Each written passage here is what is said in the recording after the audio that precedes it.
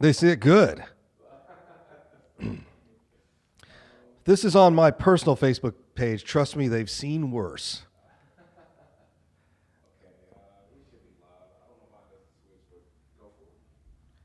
Welcome to the show, Jason Bible, Texas Real Estate Mastermind.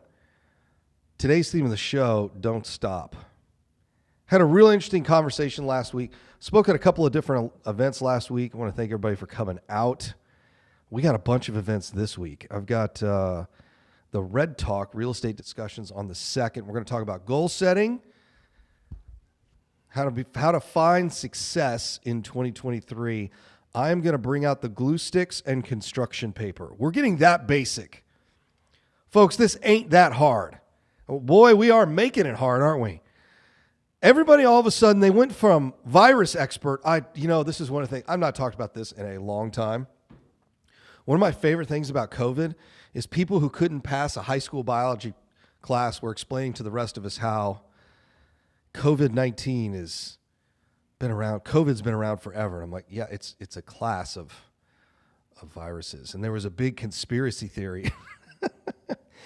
They knew about it before. I'm like, it's a group of viruses there, buddy. Anyway, so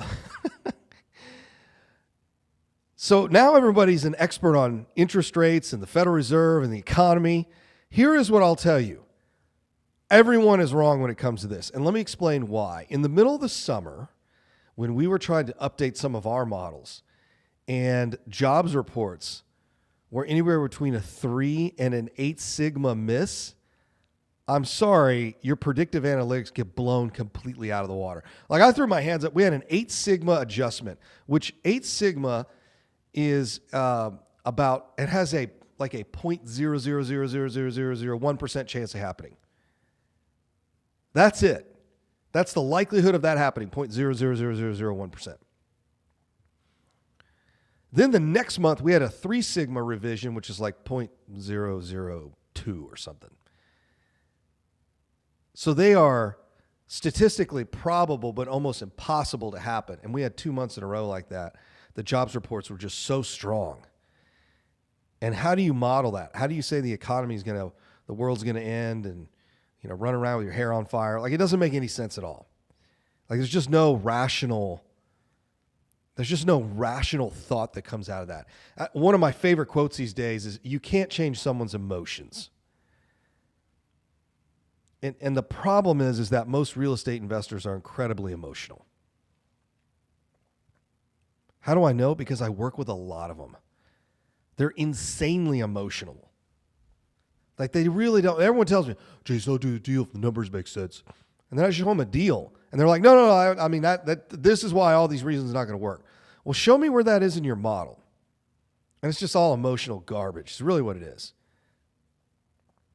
Last week, I'm speaking at the Brazoria Real Estate Investment Club, BRIC, in Bryan College Station, here in Texas, about 2 hours north of us. It's the home of the Texas Aggies. I hear all these people going, whoop, doing all that Texas A&M stuff. So I'm up there speaking at their event. Last time I spoke there was in May. And boy, did I have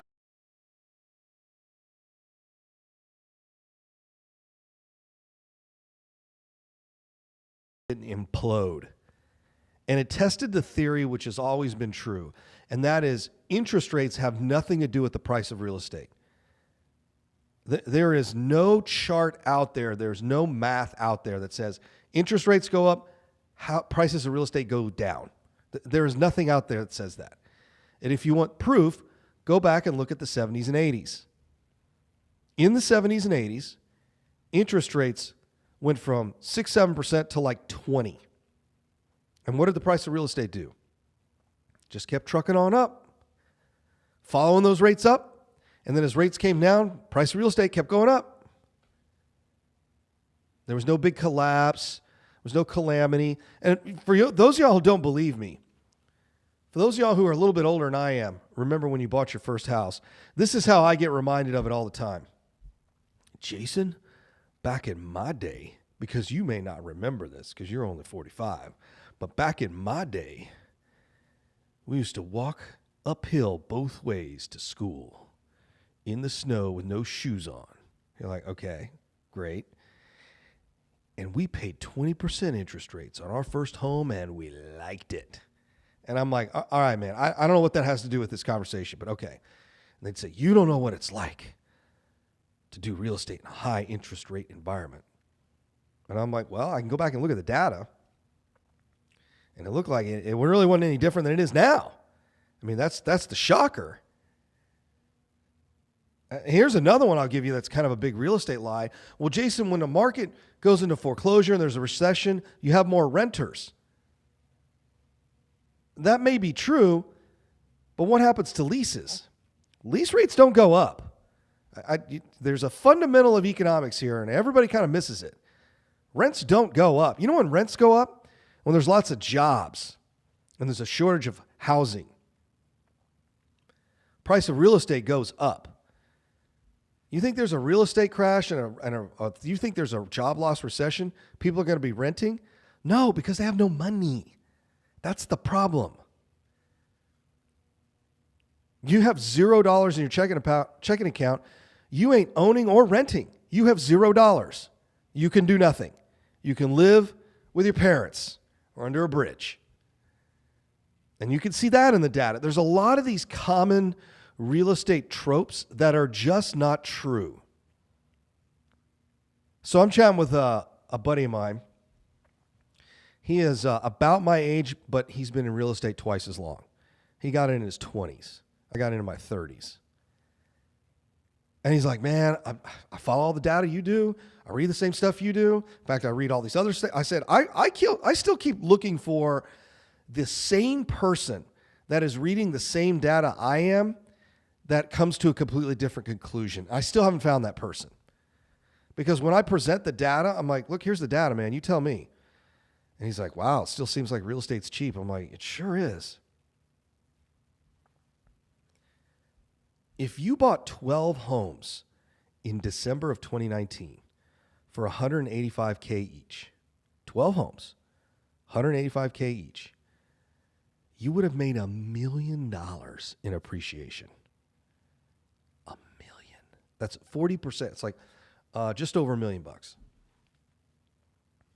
How do you get rich buying real estate? You buy it and wait. That's it. It's a waiting game. That's how it's done. There's no other way it works.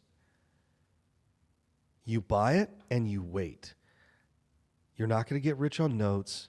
You're not going to get rich on, truth be told, I mean, you'll make some money on syndications. Oh, Jason, I doubled my money in 3 years. I'm like, yeah, but you don't own the thing anymore.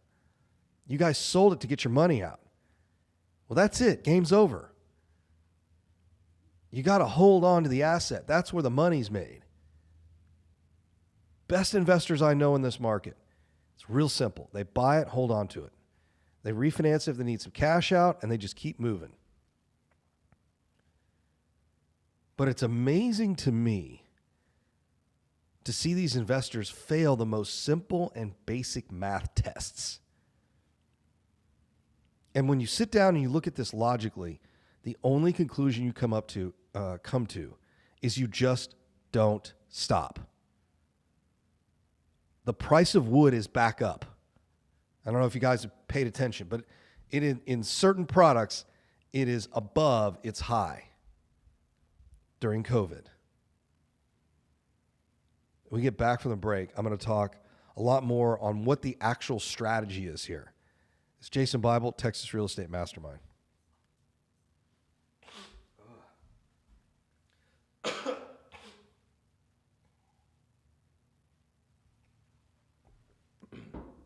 All right, ready to go? It's Jason Bible, Texas Real Estate Mastermind. So this buddy of mine comes up to me on stage and says, man, I've been doing this for almost 20 years now. And he's like, I guess it just doesn't change, does it? I said, what do you mean? He said, you just keep buying. You just don't stop. I said, that's exactly what it is. Here is what I'm noticing in Houston. How many more houses are left to rehab? Like, we're running out of apartments to rehab. I mean, don't get me wrong, they're still out there, But I mean, go to the roughest sides of town and look at the big apartment complexes. They're all done up. These gurus are running around teaching multifamily. I'm like, well, what assets are you? I actually thought about doing this. I thought about sending a FOIA request, Freedom of Information Act request, to the permitting office and look at the last, let's say, 5 years of apartment complexes over 50 units that have filed for some sort of major construction permit. And then I can check that against the county tax records and see what's left to rehab out there. My guess, there's not a whole lot. Every apartment goes through a major refresh every 5 to 10 years. And my guess is there ain't a whole lot left here in Houston. Now, I've got 3 deals sitting in my inbox right now, and I'm trying to prioritize them. Which one do we contract first? Which one do we close first? They're not major. I mean, they need rehab, but they're not like our Baytown syndication. I mean, we're doing $1.2 million on 34 units. That's a lot of rehab. You know, these things need $10K a door. You know, but on 50 doors, that's a significant amount of money. But from a rehab complexity standpoint, it's not that big a deal. It's carpet, flooring. I don't even know if I go back in with carpet, but it's flooring, paint, new cabinet doors, new fixtures, new bathroom, and countertops. 10, 15 grand, depending on how big the units are. But Jason, the price of construction is up. Guess what? It's now up. Wood is. It's even higher than when it was during COVID.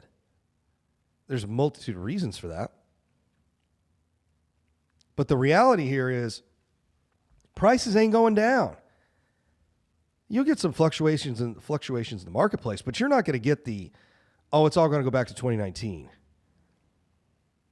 fact, Mike Simonson of Altos, about an hour ago, just dropped his weekly update on YouTube. Has the housing market already found the bottom? ? He is not the only one to post that in the last 2 weeks. The data is indicating that y'all just missed the last bottom. I said this during COVID. When we shut down the country, that was 70% of GDP. I said, you got about 6 months where we're going to have this little dip and you're going to be able to go out there and sneak out some deals. In fact, I'm doing it right now. I'm buying stuff right now. I'm looking for another personal residence, kind of. If I can sneak something out.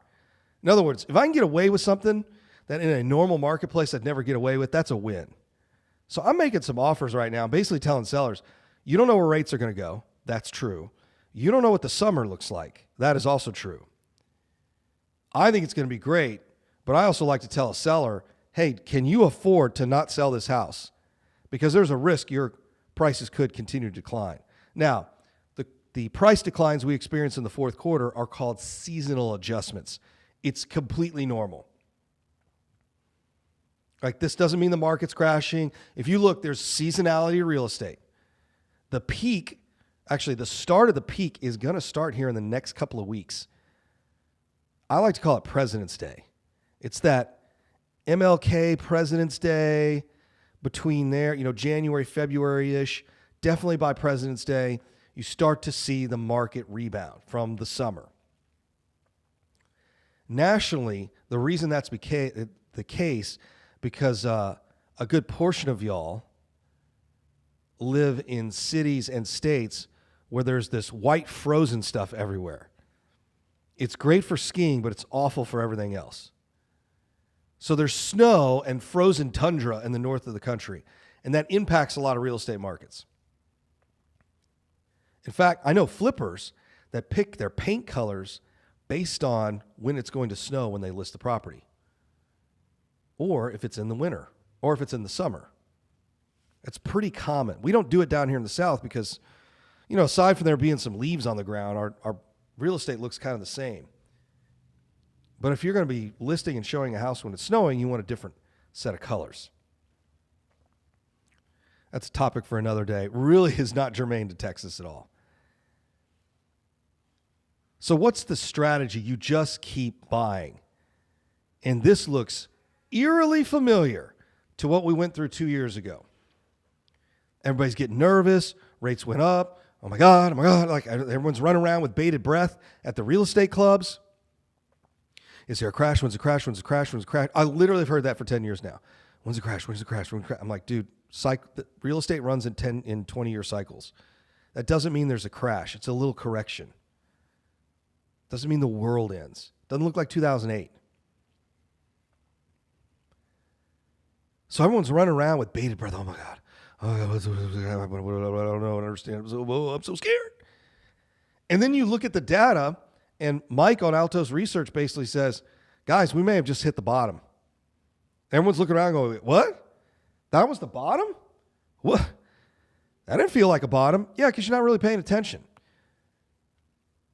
And don't get me wrong, I love my real estate clubs with free beer and chicken wings, but if you're too busy doing something other than real estate, not paying attention, you miss. Y'all missed out in the last couple of weeks. I'm telling folks in our mastermind, you got 6 months. You got 6 months before the market wakes up. And if rates drop below 6, it is going to be an absolute frenzy out there. The retail buyer and most clueless investors have no idea that rates have dropped since October. We're down 1.5% since October. I know that that's the case because mortgage brokers are still scrambling to find business. But it's starting to pick back up. So what we're continuing to see is inventories declining nationally. Why is it declining? Because most home buyers are also home owners. You're not going to sell your house if you've got a 3% mortgage unless you absolutely have to. So the folks that are buying and selling right now are doing so because of life events. Divorce, death, job relocation, that sort of thing. By the way, saw an interesting report. We had the local news on. I was watching the Kansas City game, which was way closer than I thought it would be. Kansas City, San Francisco. And then the Philly game was just like, who cares about the Eagles? But anyway, so I got to watch a little KC game. My guess is that game, San Francisco and Kansas City, is going to be better than the Super Bowl. My feeling is the Super Bowl goes one of two ways. Philly comes in and just blows out KC. Or KC wins and it's going to be real tight. Like that's just kind of the feeling I get. But anyways, local news comes on and they start talking about Texas and Houston. And they said, hey, annual report came out. Everybody's coming to Texas. In fact, Texas is a net job creator. We created more jobs than any other state. And our immigration policies are such that Texas is actually getting younger. That's a good thing. This isn't illegal immigration. This is immigration from other states. And what they're finding is, as other states are trending older, because there's not that many job opportunities, too much taxes, folks are coming here in droves. And that's a very good thing. It's Jason Bible, Texas Real Estate Mastermind. This is the problem with the post-lunch show. I'm all burpy. You had another show? No, I said the post-lunch show. Oh, okay. Before lunch, it's not this bad. All right, ready to go? It's Jason Bible, Texas Real Estate Mastermind. So Texas is trending younger. We're creating more jobs. What does that mean? Price of real estate goes up. Not only does price of real estate go up, so do rents. Rents are going up. There's this common misconception that rent prices go up when there's a recession. That's not true. There may be more renters. They just can't afford higher rents. So when the economy is doing well, people are paying more for houses. They're paying more for rent.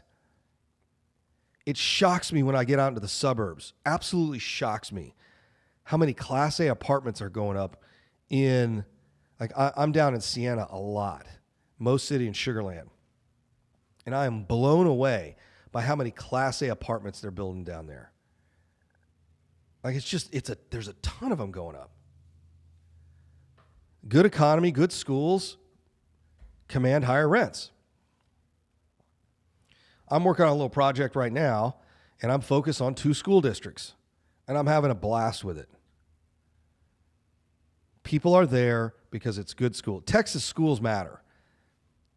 Like, you can't go to the school unless you live in district. So schools absolutely drive values. And vice versa. So price of real estate keeps going up, and people keep asking me, well, Jason, what do I do? I said, keep buying. Keep buying. I'll give you the most extreme example. Let's say it's 2012. Most people in 2010, 2012, wish they could have gone back to 2007 before the crash to buy real estate. But, oh my God, Jason, real estate crashed the next year. Yeah, but look where it's at now. I don't get it. The math is really easy. The emotions aren't. The math is so easy. This isn't hard. It's addition and subtraction. Well, Jason, where's the next hot area? The same place that's been hot for 20 years. If it cash flows, buy it. It's that simple. And then they want to sit there and have this 30-minute long discussion about interest rates and real estate crashes. And then I just stop them dead and I go, how much real estate do you own? Oh, I own 6 houses. Then who cares? Like, if you had a portfolio of 1,000 homes, you might have a little concern about liquidating those at some point in the middle of a crash. That's a real concern. You own 5 or 6 of these things? What do you have at risk? A couple $100,000? Come on, man. That's not real risk. Like, if you got 500 to 1,000 houses and you're looking to wind down in the next couple of years, there might be concerns. I probably don't want to sell these into a crash. How do I start to liquidate that portfolio? In fact, one of the things we talk a lot about in the Texas Real Estate Mastermind with folks that already have a portfolio, we start looking at it and go, okay, well, maybe we need to rebalance this thing. And they'll say, what do you mean? I'm like, well, you got a house over here. It's got $250,000 equity in it. I mean, cash flows, but if you want to go do an apartment, let's sell that thing or refinance, take $250,000 out of that thing and go put it over here. There's some real smart strategy around doing some of those things. Taking a little money off the table and putting it back into more assets. But most people that get all worked up about this stuff don't have much at risk. One of my favorite things that Michael Jordan said when I watched The Last Dance, which is phenomenal, is somebody asked him, like, well, Michael, aren't you so worried about taking these game-winning shots? And he's like, I don't worry about a shot I've never taken. Most real estate investors, and truth be told, I don't want to admonish our audience here, but a lot of the audience here that listens, even comes to our 3-day. Rob has the stats. 90% do nothing. They'll go to my real estate event. They'll go to a guy next door. They'll go to this guy over here. They'll go to this bar that's hosting a real estate event. They'll do the hotel events. And you see them a year from now, you're like, hey, man, you bought anything? No. I got close a couple of times. Why are you wasting your time with all this? And they're worried about, well, Jason, there could be a crash. Interest rates went up. I'm like, hey, man, what? You're worried about a shot you never took. This is the same guys. The exact same guys that are like, Jason, I see you driving these fancy cars. I could never drive a Lamborghini. Well, why not? Well, it's just, it's too ostentatious. And, you know what people say about people who drive fancy sports cars.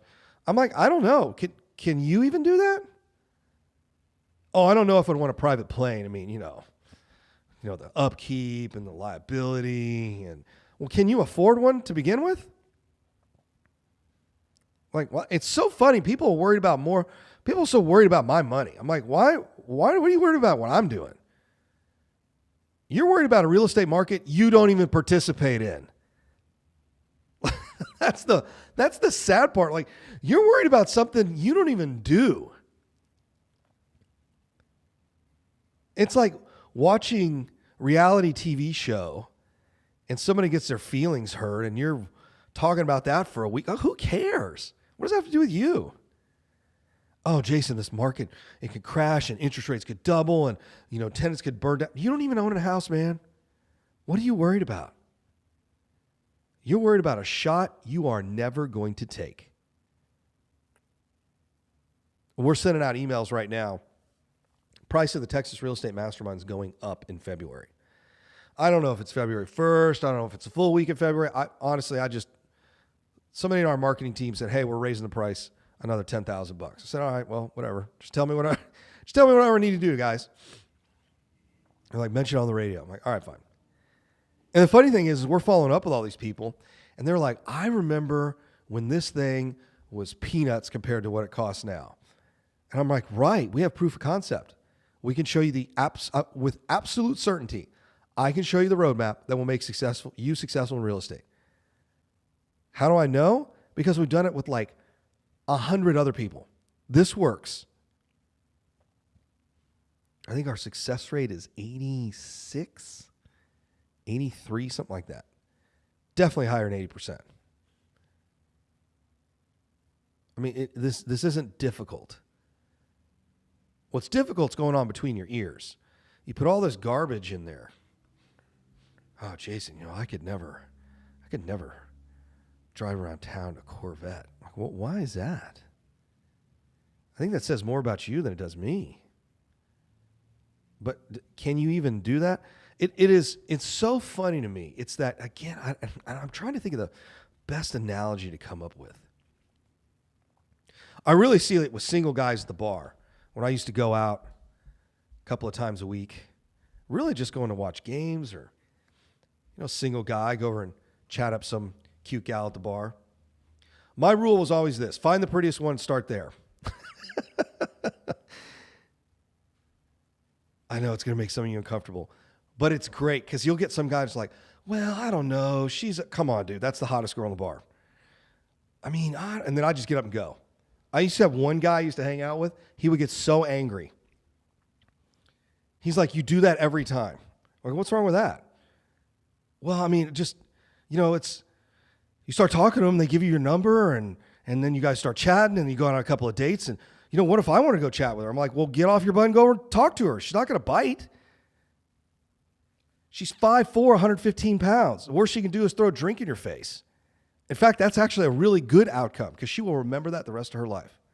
If you say something so offensive that she throws a drink in your face, she's going to look you up on Instagram, find you on Facebook, and then talk trash to her girlfriends like, this is the guy. What a lot of people don't know, actually, I'm going to teach this in our class coming up about how to raise private money, is how to get that reaction.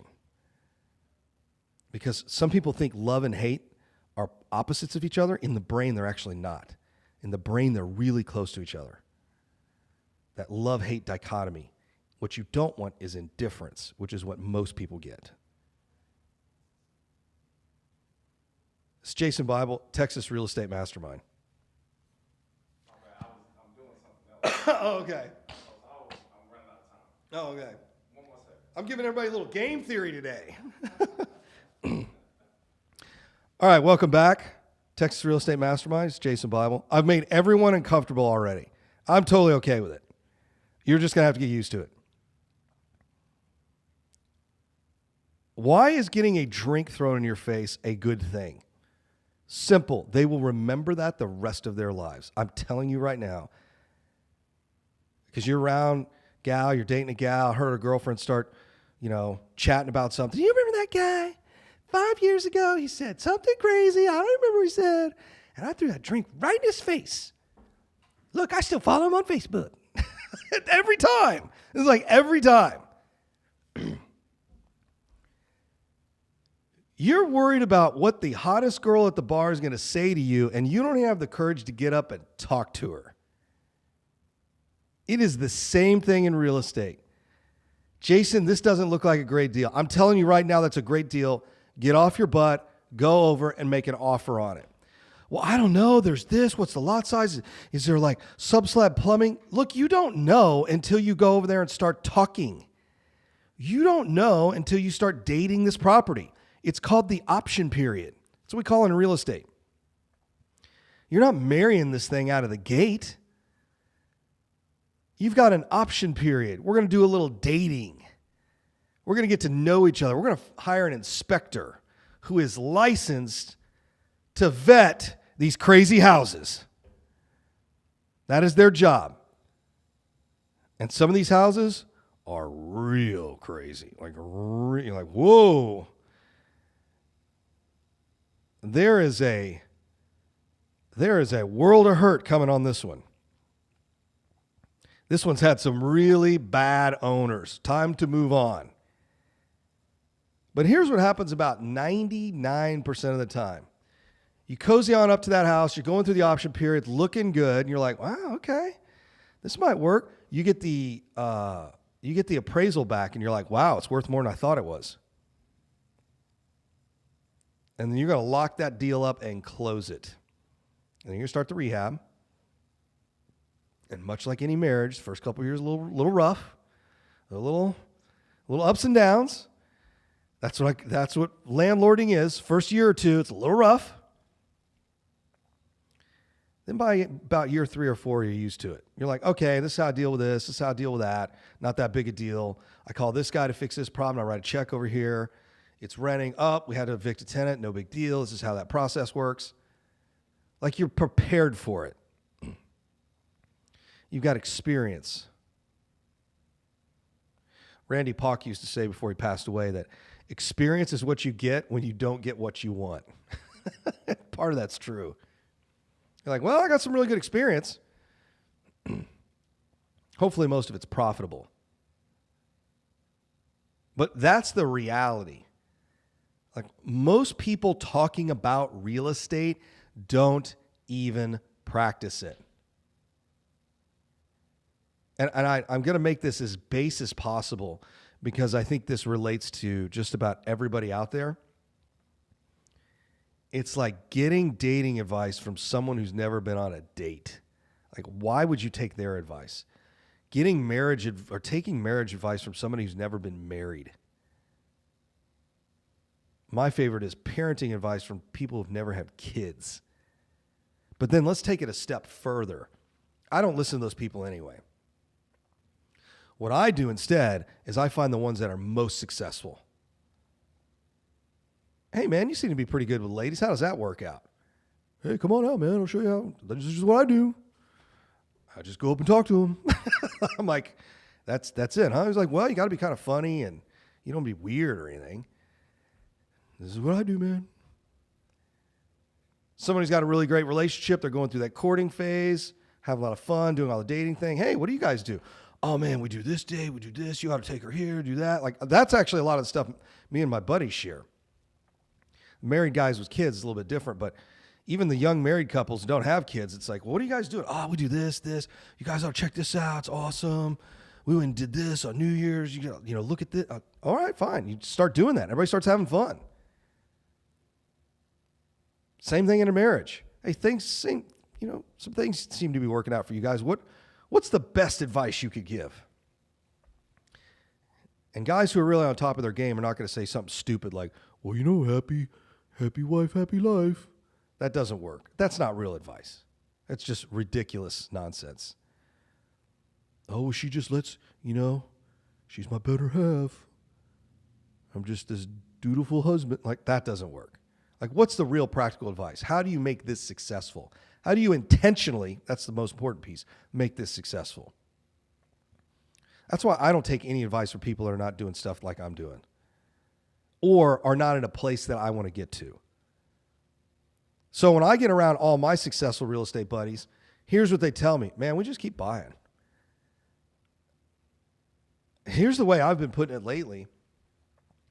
You guys are probably familiar with the term dollar cost average. If not, you can Google it up.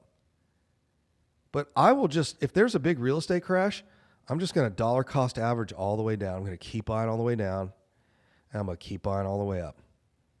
How do I know that works? Because I should have done it a couple of times. Harvey was a really great example of that. COVID, I just flat ran out of money. That was my problem during COVID. I couldn't raise enough money to go buy more real estate. Harvey was really interesting. There were entire neighborhoods that I was all over. And once the price got to say, let's say I was buying them at 55, then it went to 65, then it went to like 70 or 80K. I just stepped out, and I shouldn't have. I should have bought all the way up. You don't know where the bottom is, and you don't know when it comes back up. But I should have bought all the way down and all the way up. I would have been all in on each one of those properties at about $140,000, and I could have bought an entire neighborhood of them. I just looked up the comps because it's one property I actually own. They're selling for $260,000. They went up $120,000. Harvey was 17. It was really 18 because Harvey blew through, the recovery, all that. You really weren't closing much until Q4. So it was really January 2018 when you could really rip through these neighborhoods. They had to wait for insurance payments, all that kind of stuff. So in a handful of years, about four to five, these houses went from $140,000 to $260,000. 120 grand in appreciation. All you had to do is buy 10 of those. You'd be sitting on 1.2 million. And there were neighborhoods full of them. Right now, I can tell you, there are neighborhoods full of great deals. You don't need some magic yellow letter program, postcard, subject to owner finance, lot deed trust, tax sale. You don't need that kabuki theater. If you don't know what kabuki theater is, Google that one up. All you got to do is find a neighborhood, cash flows, and just buy everything in there. Now, if you want to send some little letters and stuff to homeowners that live in that neighborhood, go for it. Or I like knocking on doors. Just knock on the door. Hey, do you own this house? No, but my landlord does. Oh, I'm a landlord too. I've been thinking about buying some houses in this neighborhood. Oh, well, let me give you the landlord's contact information because they don't fix anything here. Oh, okay, great. Then I start working with the real estate agents in that submarket. And when that starts happening, they start showing me pocket listings, off-market listings. And I know what you guys are going to say. Agents are supposed to do that. Blah, blah, blah. They do. They still do. Absolutely do. You don't stop. You don't stop. You are not smart enough to tell whether market top or the bottom is. No one is. You buy on the way down, you buy on the way up, and after 5 to 7 years, you look back at your portfolio and go, damn, that looks good. There is a lot of equity in here. There's a lot of cash flow. That's how the game really works.